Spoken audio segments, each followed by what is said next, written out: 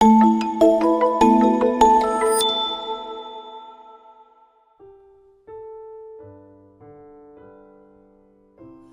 jina la Baba na la Mwana na Roho Mtakatifu, amina.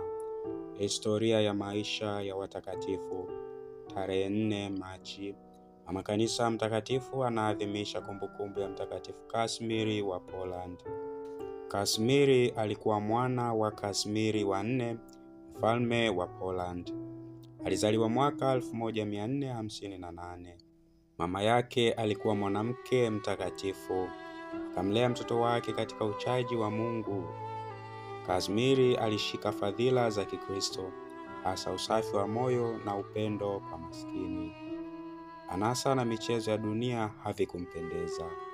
Baada ya kula vitamu, kama ilivyo desturi ya watoto wa kifalme, alijikalifisha kwa kufunga na kusali. Chini ya nguo alizokuwa akizivaa, alitanguliza vazi la shati gumu lenye kuwasha. Siku zote aliishi mbele ya Mungu akiwa daima mtulivu, daima mwenye furaha na mchangamfu kwa wote.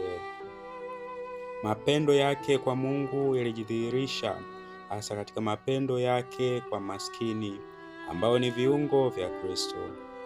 Kusudi awatulize katika taabu zao, mwana huyu wa mfalme aliwagawia maskini mali yake. Wahungari walipokwisha mchukia mfalme wao, walimwomba Kasimiri atawale mahali pake. Alikuwa bado hajatimiza miaka 15. Papa hakupenda jambo hilo. Kasimiri naye pia hakupenda.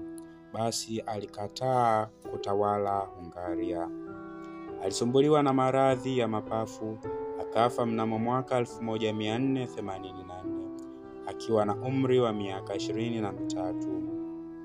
Watu walishuhudia miujiza ikitendeka kwenye kaburi lake.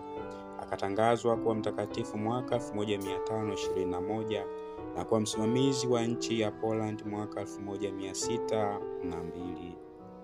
Mtakatifu Kasimiri wa Poland, utuombee.